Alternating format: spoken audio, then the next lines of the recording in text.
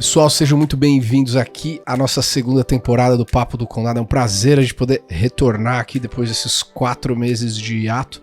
Ainda bem que não aconteceu muita coisa no mundo, né, nesses últimos 4 meses. Então, mas mais do que isso, enfim, eu continuo aqui baseado em Miami, mas dando meus pulinhos ali na Bay Area e em São Paulo. Temos aqui também a presença do nosso ilustre tio Patinhas de Palo Alto, que quem acompanhou a primeira temporada já conhece, né, o Felipe Lamonier, mas temos a honra de ter 2 novos convidados aqui para o nosso programa. Então vamos começar primeiro com a apresentação, né, tanto da Isa quanto do Luiz. Então sejam muito bem-vindos aqui e, enfim, conte um pouco mais aqui por como que a gente se conhece, qual a história de vocês e enfim. Obrigada, Pedro. Muito prazer, pessoal. Obrigada pela oportunidade de estar aqui com vocês. Eu sou a Isa. Então, para contar um pouquinho do meu background, eu nasci no interior de São Paulo, São José do Rio Preto, cresci em São Paulo, fiz administração na FAP, comecei minha carreira na XP Investimentos, trabalhava no time B2B, fui para São Francisco fazer uma pós-graduação na Berkeley, depois comecei a trabalhar na Startse com o Felipe. Anos muito intensos, ajudando a construir a Startse lá no Vale, e foi daí que eu conheci o Felipe e depois o Pedro, que me inspirou hoje a estar no mercado de Venture Capital também. E o Luiz eu conheci mais recentemente, então prazer enorme estar aqui com vocês. Faz 2 anos que eu já estou atuando no mercado de VC. Eu sou analista na Humana, que é um novo modelo de family office baseado na Califórnia, e a gente tem um foco muito grande em Venture Capital, Early Stage, então a gente tem alguns fundos sob gestão e um viés de impacto social. Então, no nosso último fundo, a gente usa os SDGs da ONU como benchmark para investimento. Então, estou ansiosa aqui para trocar ideias com esses amigos queridos e vai ser muito bacana essa temporada. Obrigada pela oportunidade. Está em Dubai, né, Isa? Estou em Dubai no momento, sim. Bom, eu fiz meu MBA ano passado, terminei em Londres, mas eu acabei fazendo parte dele aqui em Dubai por conta da pandemia. E, enfim, estou passando uma temporada aqui dividida entre Dubai, São Paulo e Londres no momento. Bem nômade digital no mundo moderno pós-pandemia. Somos um podcast chique. É para combinar, né, com as coisinhas do condado aqui, os coletinhos e AirPods. Mas temos o senhor Porrada Faria Lima aqui, então, Luiz, se quiser. Vamos lá. Obrigado aí a todos pelo convite, prazer estar aqui com vocês. Como todo mundo tem que dividir o tempo em algum lugar, eu fico com inveja, então eu divido meu tempo entre São Paulo, Sorocaba e Jurerê. Assim, acho que é um triângulo aí bacana. E no fim das contas eu sou o único que está no condado aqui de verdade, né? Meu nome é Luiz Nunes, eu cresci em Sorocaba, tenho 40 anos, sou sócio fundador da Forbes Capital, uma gestora de ações aqui no Brasil. A gente já existe há uns 7 anos. Eu tenho mais de 20 anos de experiência no mercado financeiro, especificamente com investimentos. Tenho duas vírgulas aí no meu histórico que eu acho que são bacanas. Em 2014, depois de uma saída de uma empresa, né, de uma venda, eu fiz um ano sabático e nesse um ano eu quis fazer um negócio diferente. Eu fui CFO do evento Tomorrowland, então trabalhei um pouquinho em São Paulo, na Bélgica, nos Estados Unidos, então foi bem bacana. É cansativo, viu? Vocês acham que fazer festa é molezinha? Não é não. No mercado de entretenimento eu sou só consumidor daqui pra frente, não dá pra trabalhar não. E eu sou faixa preta de jiu-jitsu há um tempo, luto jiu-jitsu há 22 anos, sou campeão brasileiro, mais de 10 vezes campeão paulista, campeão sul-americano, enfim. Então, tem essa parte da luta aí também, que acho que a gente consegue agregar em alguma coisa. E é isso, isso que eu fiz até aqui, e é um prazer aí estar com vocês. Então eu tô aqui para complementar a diversidade no time, eu sou o único mineiro entre os 3 paulistas. Então a gente gosta bem de diversidade, então eles me colocaram aqui para cumprir essa cota. E prazer imenso estar com vocês aqui nessa segunda temporada do nosso Papo do Condado. E de volta a Palo Alto, né? Esse ato que a gente ficou fora, eu passei uma temporada no Brasil, de fato, no Condado, e para conhecer e estar rodando, conhecer não, mas estar restabelecendo as conexões e falando com as pessoas do mercado financeiro. E agora estamos de volta aqui para nossa querida Palo Alto e no Silicon Valley. Vocês perceberam que o meu setup aqui está um pouco diferente, né, da primeira edição, porque eu estou de fato dentro de Alcatraz, dentro de uma prisão. Esse aqui é um bunk bed que eu estou falando debaixo dele. E o motivo disso é porque, como eu sou conhecido pelo tio Patinhas do Vale do Silício, eu resolvi economizar mais o meu dinheiro e morar num lugar onde que eu posso dormir em cima e trabalhar embaixo. Então, essa é a minha vida. Bom, então deixa eu aproveitar e me apresentar. Eu trabalho no mercado de tecnologia há quase 20 anos, então fui uma das pessoas responsáveis por ajudar a construir a TOTUS, uma empresa relevante de RP na América Latina.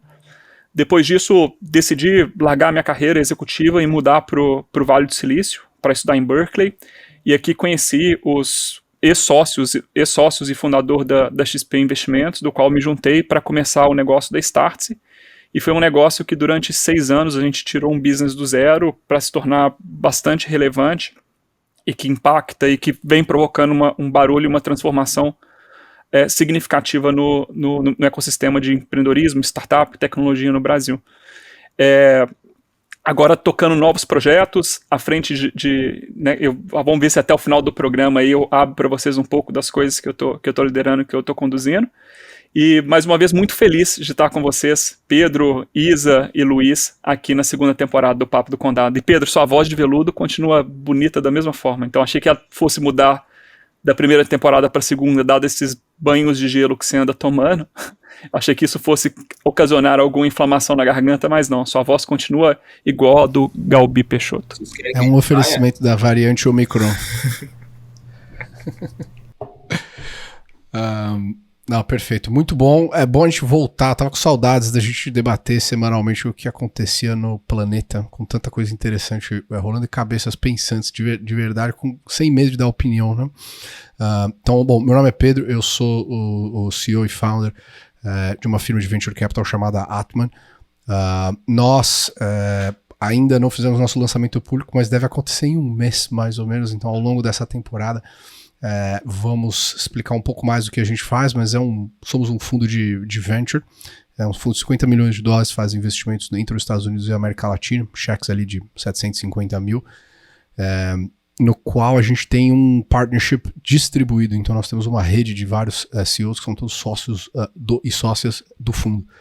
Somado a isso, a gente também tem um advisory business para a parte de wealth management e produtos especiais estruturados para empreendedores que levantaram venture capital, que estão construindo tech companies, e uma private community, na qual você pode ser você de verdade sem medo de ser cancelado, o que é uma coisa rara nos dias de hoje. Mas, enfim, antes de me mudar para Miami, vou fazer 1 ano já, quase que eu tô em Miami. Morei 9 anos na Bay Area, trabalho com venture há 7.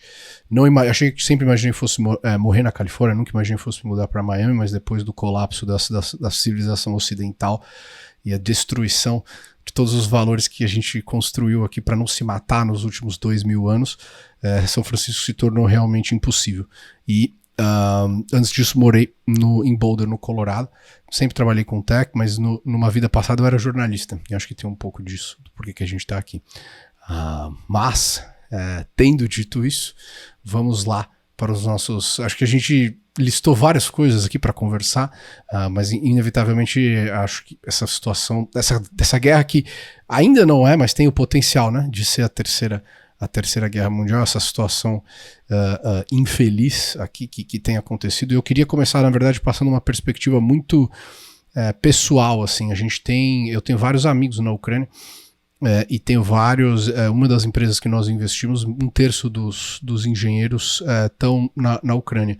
Então, essas últimas semana e meia, esses últimos 10 dias depois de fato a invasão ter acontecido, foi muito curioso, assim, e triste, né, ver até onde nós chegamos e por que chegamos até aqui. Observando a narrativa da mídia como um todo, faltou skills, né, na minha visão, muito do lado da Ucrânia, para evitar que isso acontecesse. Eu tenho uma visão diferente, eu acredito, do que a mídia de glorificar esse presidente. Para mim, eu acho ele um desastre, porque o certo, ele como líder deveria ter sido impedir que o país dele fosse invadido. Independente dos valores e princípios dele, daria para ter feito algum deal para que esse monte de gente não morresse.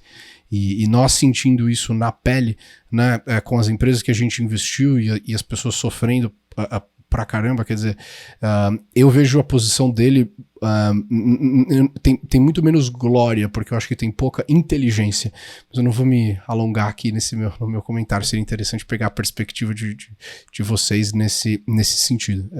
Meu ponto só é, se você tivesse feito um deal com o Putin, sabendo que você é o elo mais fraco, independente de você achar que está certo ou não, você evitaria que as pessoas teriam morrido, entendeu? Acho que essa é a solução. Mas enfim, está too late for that.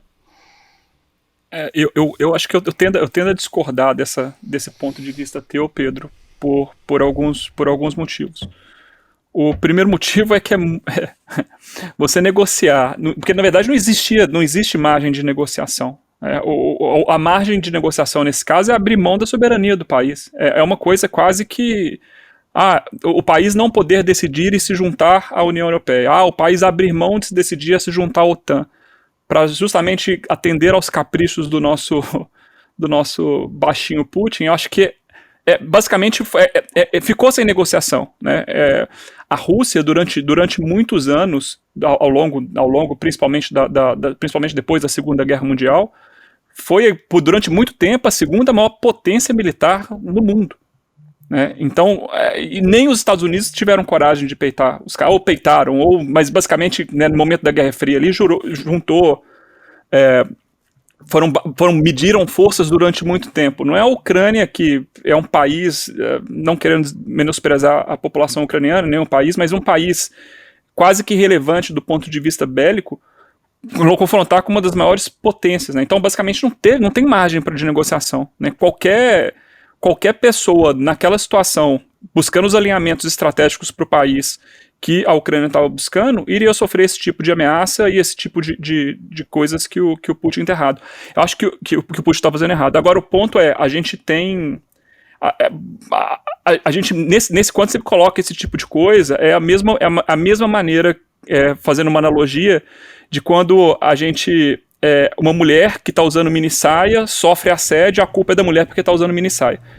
Então é um pouco desse ponto de vista aí que eu trago em relação a esse movimento. Então, bom, é discutível, mas, cara, eu acho que a gente, como uma população ocidental e com os valores que a gente tem, a gente é completamente inadmissível esse tipo de atitude que a Rússia está tendo. Eu sou um pouquinho mais do time do Pedro, que eu acho o seguinte: quando a gente diz que o presidente ucraniano agiu de maneira subótima, né, para dizer, em nenhum momento a gente está concordando com o Putin, tá? A gente já sabe que ele está fazendo um movimento que não é muito humanitário, não é. Mas dito isso, né, eu até gosto do seu exemplo da mini saia. Eu vou trocar um pouquinho a mini saia para a gente não entrar numa polêmica tão grande, mas imagina que um dia eu te falo, né? Pô, Felipão, roubaram meu celular, iPhone 19 e meu MacBook 35, às 6 da tarde, você acredita? Você acha que a culpa é minha? Claro que não, a culpa nunca é minha de eu ter sido assaltado. Aí você me pergunta, como é que foi? Eu tava ali no Largo da Batata, falando com o meu telefone, deixei meu notebook ali em cima do muro, dei uma voltinha ali de 40 metros só, voltei e tinham levado, aí tomaram meu iPhone. É óbvio que a culpa de alguém roubar você é do ladrão, mas você também não precisa facilitar, né? Acho que você saber onde você está pisando ajuda bastante. Quando você diz que se aliar com a Rússia, você abre mão de toda a sua soberania, porque você não pode se aliar com quem você quer, isso vale do mesmo tamanho para a OTAN, né? Acho que no tratado que já aconteceu, que é o motivo dessa guerra, que a OTAN não deveria avançar as suas tropas às bordas, né, as fronteiras antigas soviéticas, e eles avançaram 13 países, né? Então assim, já teve uma quebra de contrato aí, só que teve uma quebra de contrato do time do bem, né? Quebra de contrato é o ódio do bem, né? O ódio do bem sempre pode. Que fique bem claro, eu sou totalmente contrário ao que o Putin está fazendo, tá? Eu acho isso um absurdo. Mas quando você vai lá e acha ok eleger o tiririca local presidente do país, você entra naquela roda do weak man create hard times, né? Então, você põe uma pessoa que estava ali para fazer pautas, foi uma candidatura meme, né? Então, eu acho que ele poderia sim ter tido negociações melhores com a Rússia, que são boas? Óbvio que não, né? Se a gente vai entrar na história Rússia e Ucrânia, a gente vai chegar lá no Holodomor já, que assim, é a coisa mais horrorosa que teve. Mas, cara, eventualmente, abrir mão de alguma coisinha ou de outra para você salvar um pedaço da sua população, talvez fosse mais inteligente do que ele fez agora. Eu sou mais do time do Felipe. Eu tendo a concordar que, assim, não teria rumo para negociação com a Rússia, porque o que o Putin queria era tomar o território da Ucrânia para evitar que a OTAN fosse parceiro deles, certo? Então, não teria muito o que ele negociar, não seria uma coisinha aqui, outra ali. Acho que seria literalmente abrir mão do país deles. Tem coisas que ele poderia ter feito melhor, com certeza. Por exemplo, já estava claro que a Rússia tinha exército em toda a fronteira, já estavam montando hospitais, já tinha banco de sangue. Então, assim, óbvio, você sabendo disso, você poderia talvez ter criado um plano para evacuar mulheres e crianças e considerar voluntários que queiram lutar na guerra. Mas eu acho que a postura do presidente, independente do passado dele, porque se a gente for olhar o passado de muitos presidentes, principalmente os que têm carreira política, chega em momentos difíceis assim, é que a gente vê os valores e o caráter, e ele poderia ter pegado no avião e saído do país, e seja o que Deus quiser, ele ia estar tranquilo, mas ele ficou, deu a cara para bater, tá lá inspirando o povo dele. Acho que se ele não tivesse feito isso, muitos países também no Ocidente não estariam sendo tão rigorosos nas sanções. Eu li um artigo muito interessante, até coloquei no nosso material, do Yuval Harari, que é o escritor do Sapiens, muito renomado, e ele basicamente estava dizendo que, apesar, assim, a Rússia pode ganhar muitas batalhas, mas a guerra em si seria muito difícil, por uma questão, é mais difícil você manter um território do que conquistar o território. E eu acho que o Putin, obviamente, fez tudo muito calculado, ele sabia ou imaginou que seria mais fácil tomar a Ucrânia, talvez em menos de uma semana, não imaginou que as sanções econômicas seriam tão pesadas, porque a Europa depende muito deles para gás, mas acho que ele miscalculou muita coisa, né? Ele não imaginou que a Ucrânia seria tão resistente, e é o que a gente está vendo hoje. E essa postura do presidente, o povo indo pegar armas, batalhando por isso, dando sangue pelo país deles, inspirou outros países e outros líderes a tomarem atitudes mais drásticas. Mas é uma puta cagada o presidente. Assim, tem um vídeo, aquele vídeo dele tocando piano com o Pinto. Assim, que porra de líder é esse, entendeu? E eu não tô aqui dizendo quem é melhor, quem é pior. Nenhum político, no geral, quando a pessoa decide tomar uma decisão de vida e fala assim, eu vou servir os outros, eu sei o que é melhor pra todo mundo. Só a carreira de político mentalmente no frame não faz sentido nenhum pra mim, do ponto de vista de soberanidade individual, né? Mas ele poderia ter evitado a morte de todos esses cidadãos se ele tivesse sentado à mesa para negociar, porque não foi um processo que começou ontem. Eles já anexaram a Crimea, teve a guerra da Geórgia, assim, e essa expansão da NATO, um ponto bom, não é uma defesa ao Putin, é só uma perspectiva, tá? Com certeza todos aqui concordamos, a guerra é horrível e isso daí é injustificável, né?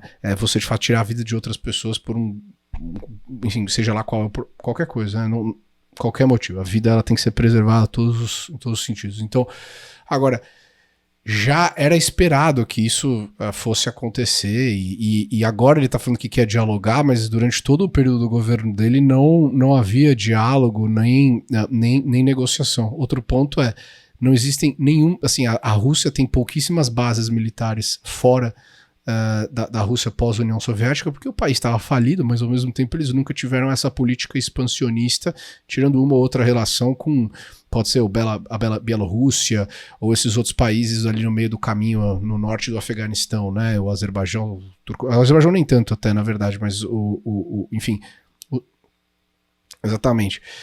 Mas nunca teve essa... É uma resposta que, assim, já a gente vai chegar num ponto que a Mongólia vai entrar na União Europeia, entendeu? Então, assim, o Putin tem tem uma parte do que ele tá...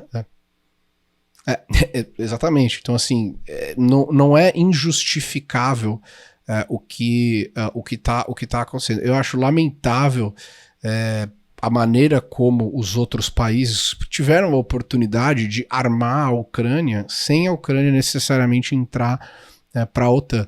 E agora já é too late, né? E aí é o povo que vai sofrer. Esse ponto que você falou, eu acho que ele como um todo, sim, poderia ter deflected, como o cara que era pró-Putin saiu quando ele entrou no poder, nesse vácuo. Ele voltou e voou para a Rússia. Nesse ponto especificamente, acho que é incrível ver a coragem do povo ucraniano em sair para lutar. Porque quem não foi para Dubai, a elite de qualquer país já tinha vazado, né? Que tem o seu second home, tem o dinheiro. Quem ficou é quem era mais pobre mesmo. Então é admirável, sim, o fato, essa resistência. Acho que todo mundo. Eu achava que no final de semana ele já Kiev ia cair, assim. Não sei a perspectiva de vocês, né? Eu vou tentar nesse podcast não falar mal do Putin, porque existe o risco de ser envenenado por Polônio 204. Então, vai saber aonde que o alcance desse podcast vai chegar. Então, Putin, I love you. Mas o ponto é o seguinte, né? Eu acho que, Pedro, você está colocando a culpa desse conflito em cima do presidente da Ucrânia, que entrou no mandato dele em 2019, e esse movimento de anexo, esse movimento de invasão da Ucrânia já vem acontecendo desde a época da Crimeia, como você bem citou. Foi 2014, 2014. Depois da queda da União Soviética, todos os presidentes ucranianos, até o presente momento, foram alinhados ao Kremlin. Então, era muito conveniente para a Rússia ter um fantoche para comandar, tentar interferir na soberania daquele país. Acho que todos nós aqui sabemos o quão a Ucrânia, independente do ponto de vista territorial, é estratégica para a Rússia, referente à produção das commodities, referente à distribuição de gás, a produção dos alimentos. Então, a Ucrânia é um país muito estratégico para a Rússia, e esse movimento foi só um pretexto para que isso pudesse acontecer agora, nesse momento. Esse movimento de tentar fazer essa invasão na Rússia, essa invasão na Ucrânia, ela já vem acontecendo e sendo estudada e arquitetada há anos. Exato. O Putin só achou os movimentos corretos, os alinhamentos corretos das estrelas para conseguir fazer esse movimento. Porque se eu sou o Putin, I'm gonna fuck o Tiririca up. Eu não tenho respeito por esse cara. Esse cara é um idiota, assim. Exatamente. Exatamente. Da mesma forma, se o Trump fosse o presidente dos Estados Unidos, ele não teria feito isso. Saudade, né? Que saudade do laranja. Se eu tenho, tem muita gente debatendo embaixo do pior presidente da história, né? Eu acho o seguinte, puxar um pouquinho pro meu lado aqui, acho que a parte econômica, essa guerra aí tem um grande vencedor, né? Que é a China. Acho que o kit guerra mais Covid, que a China hoje, como a Rússia também, né? Mas a China principalmente como o único país que consegue fazer o que é certo economicamente, porque ela não tem que se reeleger a cada 4 anos e não tem que fazer populismo, ela faz o que é bom nos próximos 10, 15, 50 anos, ela vai ser a única financiadora da Rússia. A Rússia vai virar quase que um vassalo, entre aspas, da China. A China não tem respeito nenhum pelo Biden, por todos os motivos óbvios, os quais não deve ter mesmo. A China, hoje em dia, tem a sua moeda se fortalecendo um pouco. Os Estados Unidos ainda cogitou, né, fazer uma sanção contra a Rússia através de default das suas treasuries, ou seja, teoricamente o título mais seguro do mundo. Hoje em dia o mundo já não tem mais certeza o que é. Não à toa o dólar está entrando em colapso, ninguém mais quer ter dólar, né? Um país que tem um juro real de menos 10%, você vai dar dinheiro para render menos 10% para um país que pode não te pagar um dia, assim, não à toa, já estão dizendo em aumentar os juros aí para rolagem de dívida. Então, assim, eu acho que o grande perdedor, né, vou excluir as mortes aqui, obviamente, mas assim, a economia americana, e o grande vencedor foi a economia chinesa, que não teve que dar um tiro para lugar nenhum fazer nada e dominou aí o cenário econômico global de uma maneira bem simples. Sem dúvida assim, nenhuma. E essa é uma narrativa, né, Luiz, que não está sendo dita assim, no traditional media aqui nos Estados Unidos, porque também a cable news aqui adora glorificar esse personagem, literalmente, desse presidente ucraniano, que é, na verdade, completamente inútil dentro do outcome disso. A gente já sabe que a Rússia, de uma forma ou de outra, vai vencer essa guerra. O ideal é que morram o mínimo de pessoas possíveis, né? Então, interessante, um ponto para adicionar com relação a essa questão da China. A gente faz muita coisa em cripto e eu já estou envolvido em cripto há mais de 7 anos. Então, desde no Founders Club, quando eu trabalhava lá, nós fomos seed investors do Coinbase, até, enfim, eu sou investidor, por exemplo, da Pantera Capital, que é um dos melhores hedge funds de cripto do mundo. E conversando com alguns dos nossos contatos de cripto, né, a gente falou assim, o que é que vai ser o grande próximo validação de cripto? E a gente acredita que, assim, o pessoal que está muito mais no nosso campo de libertarianismo econômico, eu diria, vai acabar tendo que se aliar muito com, assim, você vai ter Crypto Capital, aí vai ter o Woke Capital, que vai acabar sendo o dólar, e depois o Evil Communist Capital, que também vai ter que operar com alguma estrutura digital. Porque como é que todos os contratos de commodity hoje são fechados em dólar, e de repente agora existe de fato um real alinhamento para que a China e a Rússia transacionem em outro tipo de moeda.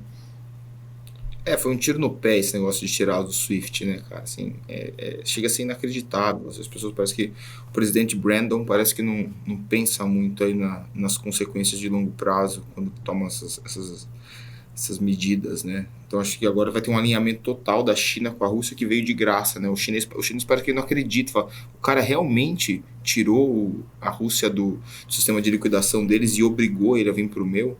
Assim, acho que o Xi lá tá cada vez mais feliz com a política externa americana. Isso. Acho que vamos continuar mesmo com a Isa tendo caído. Ela tá entrando aqui de volta. Não, assim, as sanções como um todo, eles já deixaram claro, assim, a gente vai lutar até o final, mas o nível de desinformação também que aconteceu ontem, né? Hoje é sexta-feira, dia 4 de março, a questão essa semana eu fiz algumas coisas que eu nunca imaginei que fosse fazer, que era comprar iodino aprovado pela FDA, caso tenha um ataque termonuclear. A gente aqui, pelo menos no sul da Flórida, está protegido por Sunny Isles, que está cheio de ucraniano e russo. Então eu acho que se ele for colocar um Interballistic Missile, você tá mais perigo de acertar você aí, Lamounier. Não tem dúvida, né? Não tem dúvida. Ainda mais com o centro da informação e tecnologia, que é o primeiro, para atacar Nova York, para quê? Aqui é o primeiro lugar alvo de um possível ataque nuclear nos Estados Unidos. Ainda mais que está mais próxima da Sibéria, de onde saem essas porcarias. Então, na verdade, você tá num bunker aí e não tá contando pra gente. Essa que é a história, né? E você acredita que, olha que interessante, cara, os americanos são tão... eu não sei se... ou eu sou fora da realidade, ou os americanos são fora da realidade. Os movimentos que começam a ser feitos, pessoas comentando, eu participo de vários grupos de Facebook, porque o Facebook ainda é utilizado aqui nos Estados Unidos, pessoas perguntando quem tem bunker em casa, na região, nos grupos. Eu tô num grupo de Nextdoor aqui, o Nextdoor é um aplicativo que os vizinhos próximos se comunicam. As pessoas perguntando sobre mantimentos, água, uma possível guerra, é um negócio de louco, quando eu vejo esse tipo de coisa acontecendo. Acho que o Pedro estava aqui exatamente na época que o Covid estourou nos Estados Unidos, você não conseguia comprar papel higiênico no supermercado. Era uma coisa insana. Água mineral você não conseguia comprar. Não dá pra saber se Covid era uma doença pulmonar ou de intestino, né? Eu sumi todo o papel higiênico, inacreditável. Pois é, então é um negócio insano a forma como os americanos pensam. Eu não sei, eu confesso, já morando aqui há alguns anos, eu já não, mesmo as pessoas me explicando, eu não consegui entender que tipo de chip é esse que vai na cabeça dessa turma para fazer tanto movimento quando não, se preparar tanto para uma coisa que a chance de acontecer ela é mínima, né? Pra você ter ideia, um dos grandes canais, se entrar no YouTube, um dos canais que tem mais sucesso aqui é as pessoas ajudando como você consegue manter o seu alimento por tantos dias, ou como você consegue estocar, ou como você se prepara para uma guerra. Se você olhar esse tipo de conteúdo no YouTube aqui nos Estados Unidos, tem vários canais com com milhões de visualizações e pessoas que se engajam nesse tipo de conteúdo. É um negócio muito tosco, pra ser bem sincero. Então, eu acho é igual o Pedro comprando remédio contra... Pode falar, não. Acho que ele já entrou nesse nível de tosquice americana. Com quem a gente... Entrei mesmo, e com quem a gente... eu tava falando essa semana com... Eu não vou falar o nome dele, mas assim, é um investor muito, muito, assim, muito competente, muito top, assim, 100 VCs da história. A gente tem um relacionamento próximo e batendo papo no Signal, porque ele só conversa no Signal com tudo self-destructing, né, nesse nível.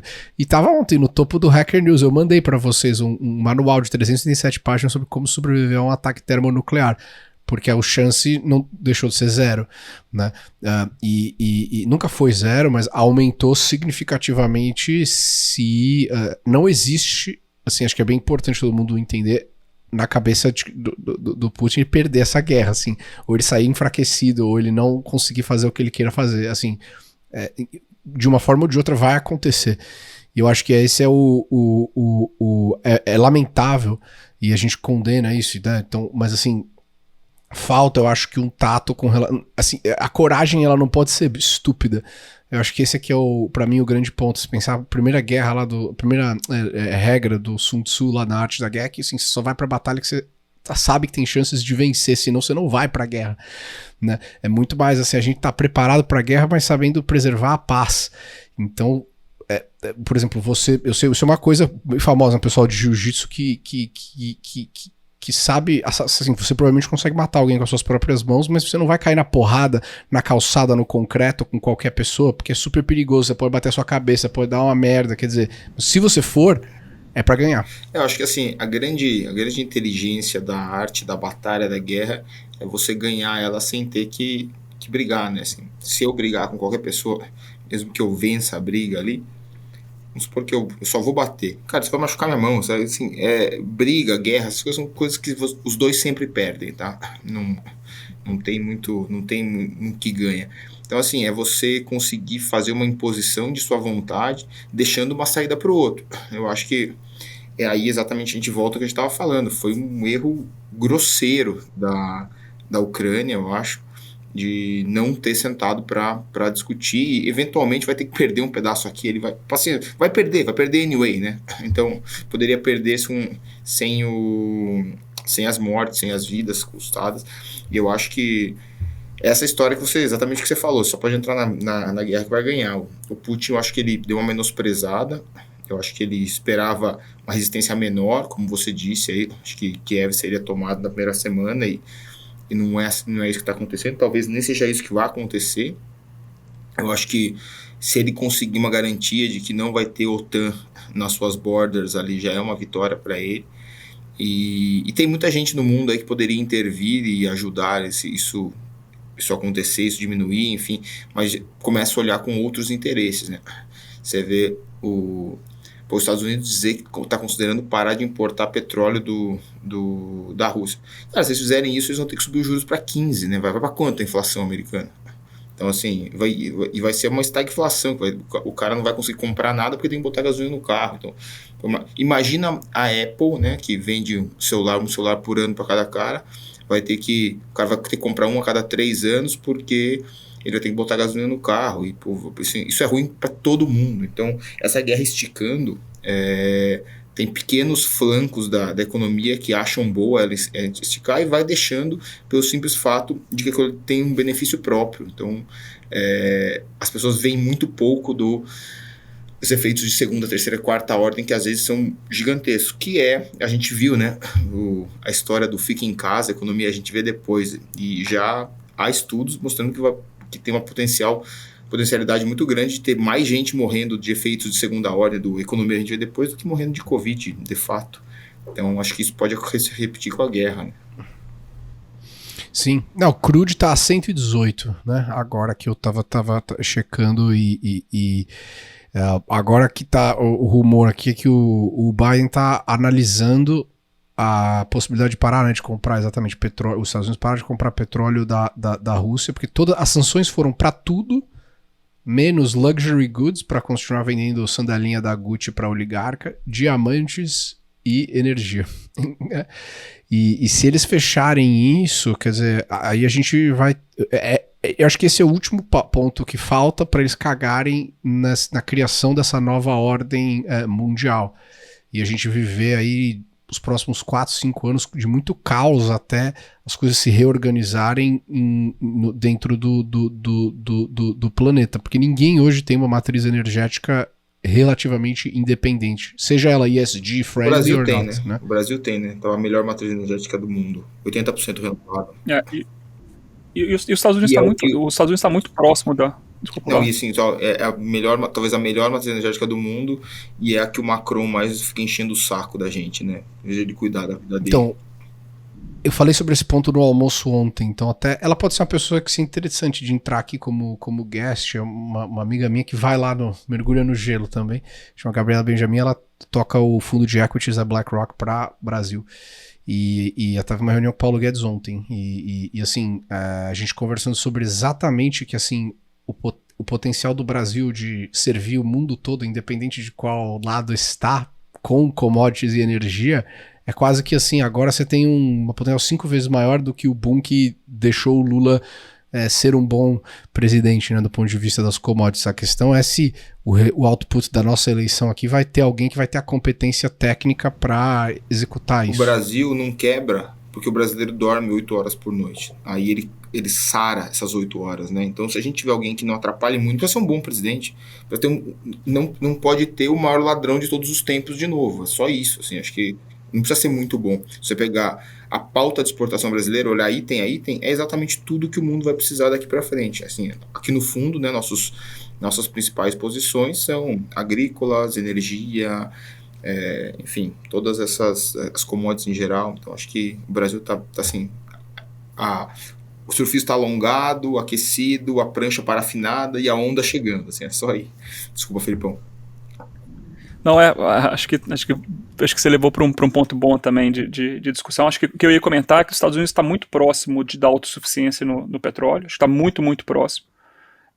Talvez agora os investimentos acelerem, talvez esse movimento de política ESG do governo Biden talvez diminua, acelerando essa produção de petróleo, porque os Estados Unidos basicamente só diminui o investimento. Se tivesse acelerado, ou tendia a diminuir o investimento antes desse movimento na Rússia.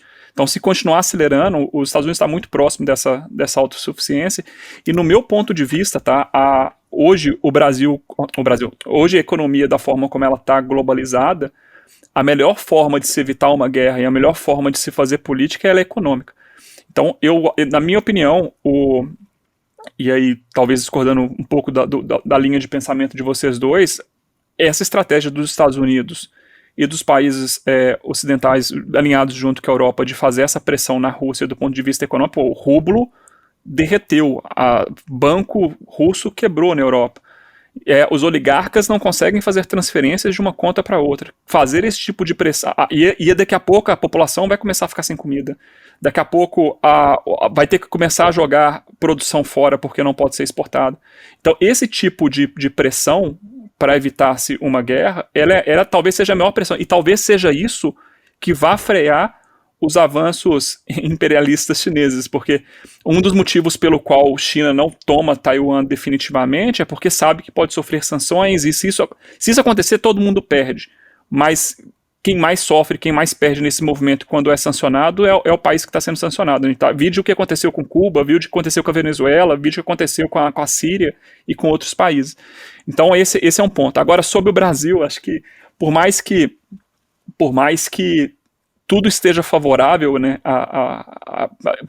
tudo nesse momento, a configuração que o mundo está se tomando com essa guerra, que seja muito favorável para o Brasil, principalmente do ponto de vista das commodities, eu ainda sou bem cético, né, porque aquele ditado de que a gente aprendeu que o Brasil nunca perde a oportunidade de perder uma oportunidade, ele é sempre verdadeiro. Todo ano a gente acha que vai, né, esse ano vai, eu estou esperando isso já tem 35 anos, então quem sabe vai agora em 2022. Eu concordo parcialmente com você, Filipão, que se você fazer sanções e embargos na Cuba, Venezuela, é uma coisa, fazer na Rússia é outra. Eu ouvi inacreditável. Assim, as pessoas, eu não sei se elas fazem por likes ou se a inocência barra, sei lá o que, chega a esse ponto. Que é, imagina o mundo, né? Eu vi um post no Instagram. Imagina um mundo que os políticos ordenam a guerra e os soldados dizem não, sabe? Você fala assim, se você tiver igual, vamos embargar tal empresa e porque lá eles, sei lá, tem que trabalhar demais. Cara, se aumenta o salário, alguém vai se dispor a trabalhar por um salário maior. E um país do tamanho da Rússia, alguém vai fazer negócio que vai ser a China, né? Alguém vai fazer negócio com eles se eles baratearem, se eles estiverem cada vez mais no desespero. Isso vai acontecer provavelmente. A China vai trocar, né, entre aspas, comida por óleo ou sei lá o que, não sei exatamente qual é a pauta de exportação aí de ambos os países, mas eu acho muito difícil você estrangular. É óbvio que você piora muito, é óbvio que você aumenta a pressão interna, é óbvio, mas acho difícil você ganhar a guerra com isso. É o que tem que fazer, tá? Tô com você, tem que fazer, mas eu acho que assim, difícil ser um ponto suficiente para ganhar a guerra, né?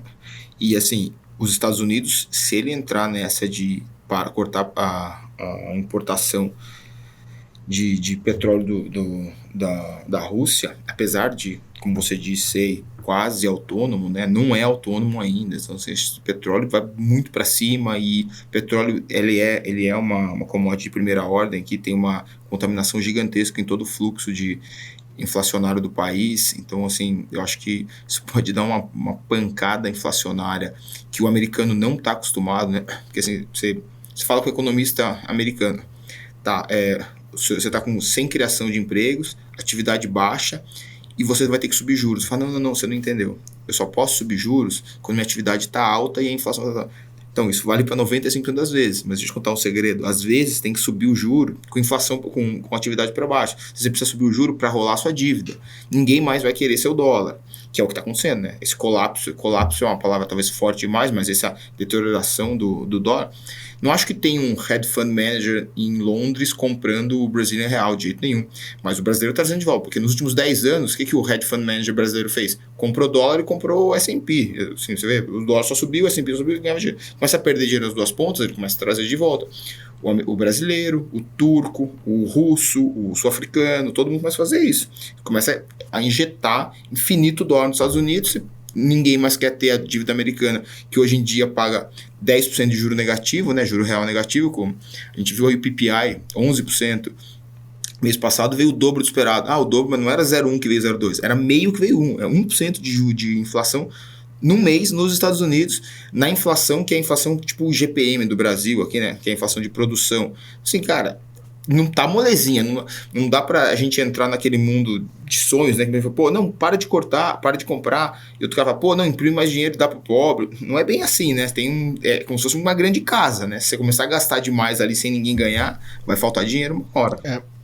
E a gente já imprimiu pra um caralho nesses últimos anos por conta realmente da pandemia, que, by the way, foi a coisa certa a se fazer. O errado foram as extensões todas que aconteceram, porque teve suporte bipartidário para isso. Eu adoro as políticas liberalistas do Guedes. Foi o país que melhor tocou a parte econômica do mundo, né? Essa é a parte boa do Brasil. O único país que melhorou o perfil da dívida em período de pandemia. Isso sem dúvida nenhuma. Qual é a perspectiva de vocês, assim, falando com relação ao Brasil, então, e a eleição, né? Eu hoje, tendo, obviamente, e acho que a gente, né, já sabemos aqui, talvez, não sei, declarando aqui, se a opção é Lula e Bolsonaro, vou votar no Bolsonaro sem dúvida nenhuma. Não sou uma pessoa pró-Bolsonaro, não acho ele great em vários aspectos, mas, assim, sem dúvida nenhuma, eu não voto na esquerda nunca. Ou seja, eu adoraria que tivesse uma terceira via viável, mas entre sei lá, o pessoal do Novo é playboy demais pra mim, é muito chato, acho o Moro um puta de um hipócrita e que não fez aula suficiente de carisma, então não vai dar certo. Eu não consigo ver outra situação senão ter que votar nesse cara, assim, que eu não acho excelente, mas é melhor do que...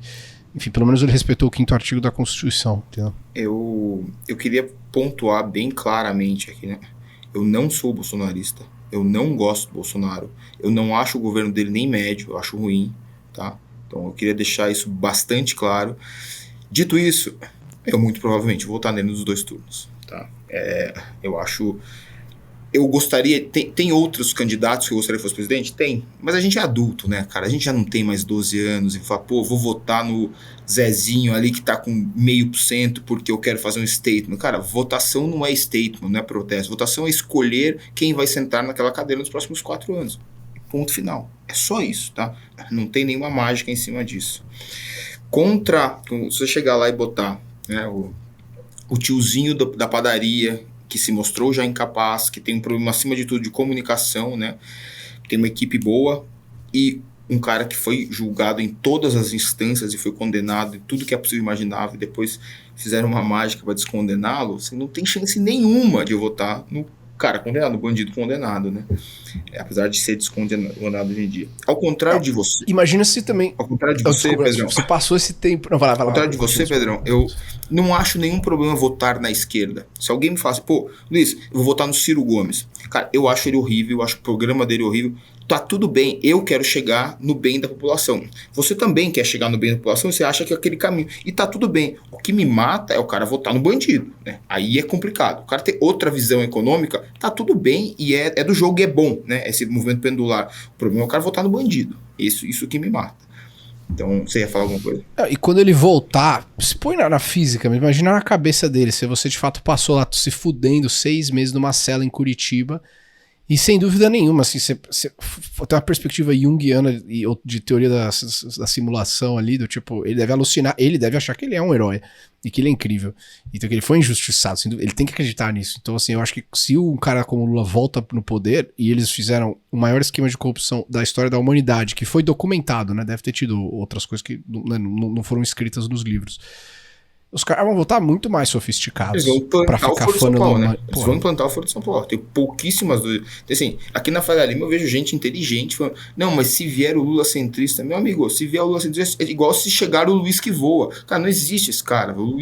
Esse cara não existe. Desculpa, não existe. Não tem isso aí. Já provou isso, né? O Bolsonaro vai ser provavelmente muito mais centrista do que ele, porque ele foi... agarrado pelo Centrão. Mas só para matar aqui a minha opinião sobre a eleição, acho que ela vai ser no curto prazo um non-event, né, no curtíssimo prazo. Ambos têm aí 25%, 30% dos votos, não sei, essas pesquisas obviamente ninguém acredita, né? Ambos vão para o segundo turno e ninguém ganha só com esse voto. Então, ambos vão ter que sinalizar ao centro. Acho que os efeitos de longo prazo, aí 3, 4 anos depois, são completamente antagônicos de um e outro, mas no curto prazo acho que isso muda pouco, tá? Eles vão ter que ficar cada vez mais brandos aí no discurso, nas aproximações e nas alianças e tudo mais. Então acho que não vai ser um grande evento aí para pelo menos um ano aí depois da eleição. Eu, na eleição passada, há 4 anos atrás, eu achei que aquele era o pior cenário possível eleitoral com os candidatos, né, principalmente o Haddad e o Bolsonaro indo para o segundo turno. Eu falei, cara, chegamos ao fim do mundo. Não tem, e como diz um grande amigo meu, um professor, foi meu professor de física, ele dizia assim, não há nada tão ruim que não possa ser piorado. E a gente está vendo o cenário disso esse ano, né? Então aquele retrato de 2018, esse ano vai conseguir ser pior do que aquele retrato de 2018. O ponto que me tranquiliza um pouco eu acho que é o seguinte, né? Isso pelo bem e pelo mal. Independente do presidente que tiver no governo, ele é simplesmente um fantoche do centro. Então, o sistema ali, que é o que você acabou de dizer, Luiz, o independente do candidato que avançar para ganhar a eleição, ele vai ter que fazer uma aliança com o centro, e quem comanda, no fim das contas, é o centro. Eu acho que pode acontecer igual aconteceu com os movimentos do mensalão, com os movimentos de corrupção e comprar, porque a galera quer de fato grana, mas, cara, se não for jogar o jogo que é o que os caras querem jogar, pouco acontece no Brasil. Vídeo o que aconteceu com o Bolsonaro, principalmente no primeiro ano de governo, no segundo ano de governo, sendo que não consegue fazer e avançar com muitas pautas, porque tá ali na mão da turma que... Então, assim, eu já fui um pouco mais pessimista em relação a quem está assumindo o poder e quem está dando a canetada no Brasil, mas pela forma como o Brasil é organizado e estruturado democraticamente, basicamente, independente de quem entrar ali, não vai mudar nada. É uma mensagem para... Sim, passa uma mensagem forte para a população, sim, traz o presidente, ele é a figura que representa o país, mas no fim das contas ali eu já acho que ficar discutindo quem vai ganhar e quem não vai, ou ficar, esse fulano deveria ter, porque tem essa pauta política ou econômica, pouco importa, porque no fim é o interesse financeiro dos que estão ali no centro e que de fato que já comanda o Brasil desde a democratização. E uma coisa também, né, Felipe, que a gente aqui gosta, não, porque fulano é progressista, o outro é conservador, o outro é liberal. Cara, isso aí é coisa assim desse mundinho aqui da Faria Lima, / Pinheiros, / Jardins, e que fica nessa punhetação psicológica aí. Cara, quem vota no Brasil, 95% vota com o estômago, cara. O cara vai assim, como é que tá a minha vida agora? Tá melhor ou tá pior? Eu vou votar nesse cara.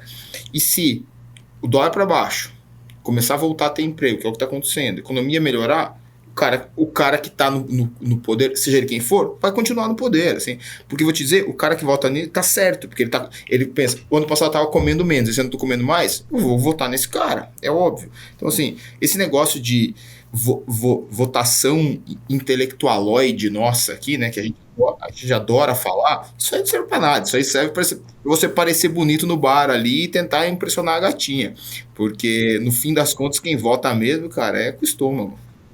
Não, acho que é um bom ponto. Não existe ideologia no Brasil. Você pegar os estatutos partidários ali, na hora que você começar a ler e ver a bandeira que determinado tipo de político defende no partido que ele tá, que está escrito nisso, não existe coerência, né? Não tem. Esse negócio é um negócio que surgiu nos últimos anos para esse movimento de Olavo de Carvalho, esse movimento de Paulo Guedes, desculpa, esse movimento de Bolsonaro, levantar bandeiras para tentar, olha, nós somos inimigos deles. E aí começa esse tipo de discussão, porque na verdade isso nunca fez sentido no Brasil e nem nunca vai fazer. Bom que você citou aí, então vou deixar aqui um salve ao mestre Olavo de Carvalho, meu professor há anos, talvez a maior mente do nosso século. Meu Deus, não. Aí acho que vai ser maior mente do nosso século. Você tá... Talvez, não, acho que temos. Eu não tenho, não é uma crítica, eu não estudei o que ele profundamente para conseguir fazer uma. Provavelmente eu vou concordar com boa parte do que tá lá. O Olavo de Carvalho é igual o Silvio Santos, sabe? Uma obra fantástica e tudo que ele falou nos últimos 5 anos você deveria esquecer e todo mundo conhece o que ele falou nos últimos 5 anos. Ele ficou velhinho, infelizmente. Entendi. Eu gostava do Enéas, mas. É meio parecido. É meio parecido. Mas é um cara, enfim, um cara ruim de vendas. Acho que ele acabou virando a caricatura dele mesmo, então acho que ele meio que se perdeu aí. Sim. Temos a Isa de volta aqui, voltou não caiu nenhuma bomba, né, em Dubai. Não, tá tudo certo, só problema de conexão, agora tô catching up no assunto aqui. Perfeito. Bom, um outro ponto interessante para trazer para esse debate dessa nova ordem mundial é que, assim, eu no começo eu vou falar um pouco de Web3 e metaverso, né? Eu estava muito cético com relação a essa questão de metaverso, apesar dos deals e tudo que tem acontecido. Lá atrás, fazendo venture aí há 7, 8 anos, quem escreveu o Prospectum e fez o raise do fundo de Virtual Reality e Augmented Reality no Funders Club fui eu, isso há 6 anos atrás. Era um fundo bem pequeno, a gente captou $4 milhões para fazer seed investing dentro dessa categoria. E nós devolvemos o dinheiro, 100% do dinheiro para os investidores depois de 8 meses. Isso foi em 2019? Não, desculpa, foi 2017. 2016, 2017. Não tinha nada ali. Nada. Nada interessante, tudo muito, assim, dependendo da HTC, de wires, assim, a tecnologia era muito complexo, assim, talvez era quando o pessoal ainda estava todo mundo andando de cavalo e quem tinha carro tinha que ter um setup muito agressivo em casa, né? Não tinha posto de gasolina, etc. Hoje eu acredito que tem um deal que vários amigos meus investiram, a gente não investiu, chamado Praxis, que é uma galera que comprou um país, um pedaço de Montenegro, para montar uma nação cripto, tá? Que assim, tem uma teoria dos crypto-libertarians que essa questão da gente ter esses três fontes de capital. Então, o capital politicamente correto da galera vegana oba-oba, I support the current thing on my profile. Isso, que é o dólar hoje, vamos dizer. É o pessoal que apoia os democratas dos Estados Unidos, essa galera. Aí tem the evil people, que é aí Rússia, China, North Korea, whatever, and then the crypto people or the metaverse people. Então a gente vê que a pandemia só acelerou isso, porque egrégoras e grupos e coletivos começam a se organizar online. A gente hoje consegue acompanhar o mundo ao vivo, em tempo real, com problemas que afetam todos nós ao mesmo tempo. Então essa tese, para você ter universos diferentes que se alinham em valores e princípios, ela é muito real. Somada a um tailwind gigante de pessoas que vêm uma geração ou 2 gerações depois da gente, que estão online o tempo todo. Não existe uma versão da vida na qual você não está conectado. Porque se você olhar uma criança que joga Roblox ou Minecraft e a negociação que os pais fazem em termos de tempo, de engajamento, enfim, falando tudo isso para quê? Porque o metaverso, eu acredito, é o que vai de fato o seu canal mais interessante para a parte positiva e produtiva que vai surgir dentro dessa nova realidade. Porque ainda são dos poucos lugares onde você tem a liberdade para discutir e conversar sobre isso. Mesmo com a censura das plataformas que a gente vê hoje acontecendo. E não sei o que vocês acham com relação a isso. Vou abrir eu acho que os mais jovens. Eu ia comentar também, não sei se vocês já ouviram falar, tem um projeto aqui no Oriente Médio, chama NEON, um projeto criado pelo governo da Arábia Saudita, que basicamente eles estão construindo uma cidade digital, e a intenção é que o digital e o físico façam uma fusão no futuro. Então eles estão começando pelo metaverso, e estão trabalhando muito próximos à Microsoft, etc. E tem atraído muita atenção aqui. Eu estou ouvindo bastante sobre o assunto, em feiras, etc., conversando com as pessoas. É uma realidade que assusta um pouco e, óbvio, tem muita coisa positiva e também tem muita coisa negativa, né? Assusta um pouco o mundo que a gente está caminhando para ser totalmente digital. Qual seria o futuro, né? Todo mundo ficar em casa, participando da realidade virtual com NFTs e etc., e não vivendo mais o físico. Talvez uma das coisas que possa acelerar isso é uma eventual guerra nuclear, do qual as pessoas vão precisar entrar para dentro de bunkers e poder ficar sem conviver durante muitos anos até que achem uma solução para resolver o problema da radiação, e as pessoas vivem no metaverso e o metaverso ser acelerado, né? Então, o mesmo movimento que a digitalização foi acelerada com o Covid, o que pode vir a acontecer para acelerar o metaverso é justamente Cara, vira essa boca isso. pra lá. Quem gosta de teoria da conspiração tá aí, ó. Já que o Pedro tá falando de nova ordem mundial. By the way. Cara, o metaverso já existe. Acontecer... Cara, tá? Você entrar no Instagram de qualquer pessoa, aquilo ali é tudo menos a realidade. É verdade. E já existe, mas se eventualmente esse ponto acontecer, Lamonier, aí eu acho que eu vou montar uma comunidade autossustentável em algum lugar no meio do nada, e que vocês estão convidados ali pra gente fazer uma fazendinha, arma e musculação, banho de gelo, sol, paz. Eu não vou mais assim ficar investindo no que não. Cuidado com o nome, Pedro, porque cuidado com o nome, porque aqui no estado de São Paulo fazendinha é outra coisa.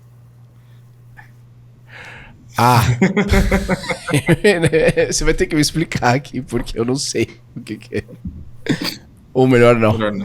Podemos pular, você me explica no offline. Mas tá ótimo, acho que bom, a gente tá batendo aqui 1 hora. Excelente estarmos juntos, né? Que bom que estamos aqui nessa conversa, começar essa nova temporada. Obrigado pelo tempo aí. E nos vemos na semana que vem, a não ser que alguém tenha algum final comments. Só isso, foi um prazer aí estar com vocês. Desculpa qualquer coisa, obrigado por tudo. Obrigada, pessoal. Valeu, pessoal. Boa, a gente se vê no próximo programa. Bom estar com você e bom iniciar a segunda temporada aí. Até semana que vem. Um abraço.